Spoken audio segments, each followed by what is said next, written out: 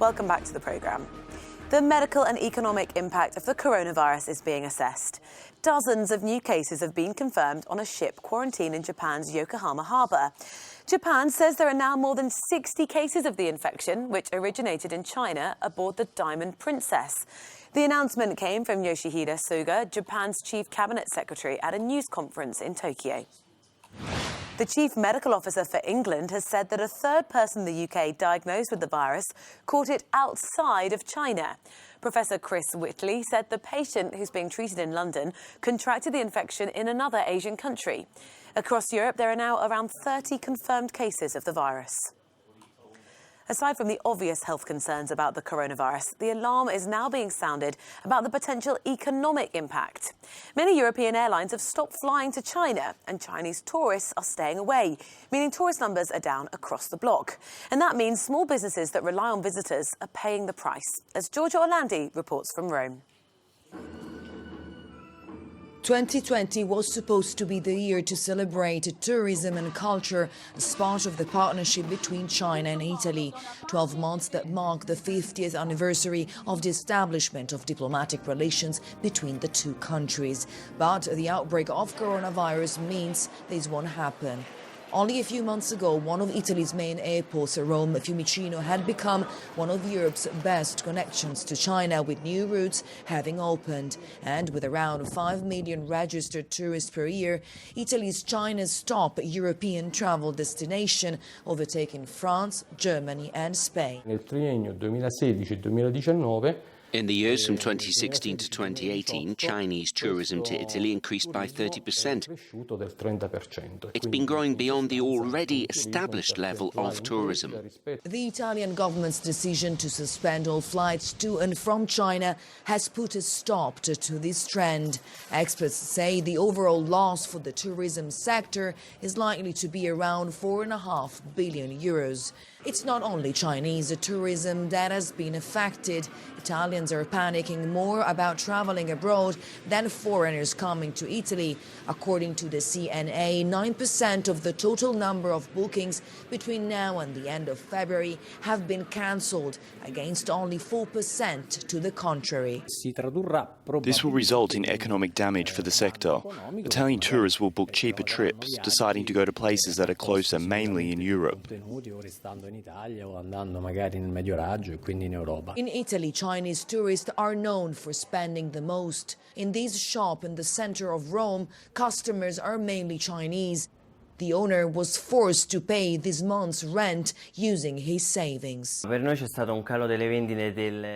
sales have dropped by 90% since the flights have been suspended.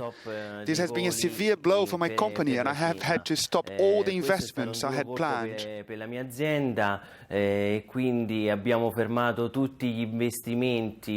It's hard for experts to say how long the panic effect would last. We hope that within the first 3 months of 2020 there'll be positive news in order to avoid further cancellations between now and June, so we can confirm bookings that have already been made and, on the other side, catch up on the bookings that have been cancelled so far. And with the summer season approaching, tourism could be even more affected. Giorgio Orlandi for Euronews, Rome. Well, other areas of Europe are also feeling the economic cost of the virus so far. Let's go to Paris to speak to our reporter Ryan Thompson. Morning to you, Ryan.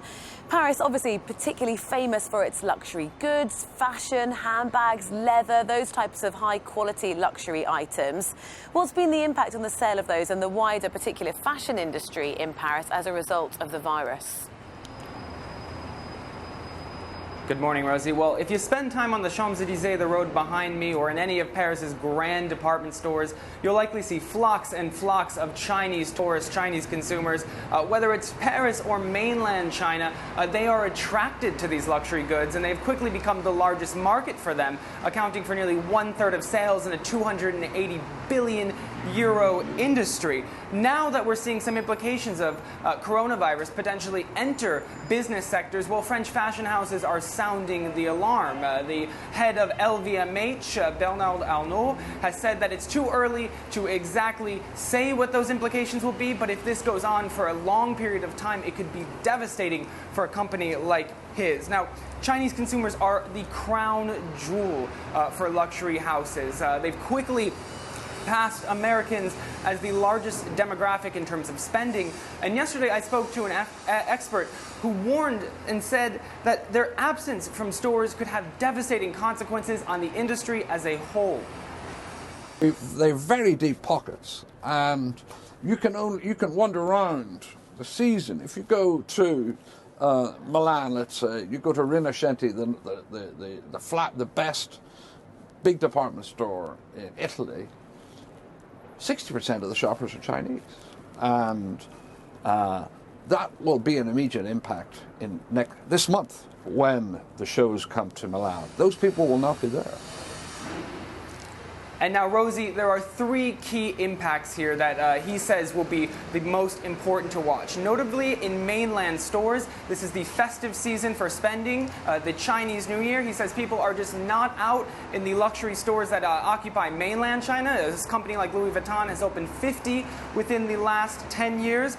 Travel restrictions will also put a damper on people coming to avenues like the Champs-Élysées behind me and spending in the grand fashion houses and the grand department stores that make up so much of the iconic Paris landscape. And this is also a critical moment for the fashion calendar. We have Milan and London and Paris fashion shows upon us, and many of the influencers and attendees and celebrities from China will not be able to come and attend, and the implications of that could be widespread.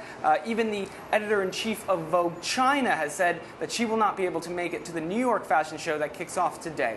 Rosie? Ryan Thompson, our reporter in Paris, thank you very much. Thank you for joining us today on Good Morning Europe. Stay with Euronews to keep up to date.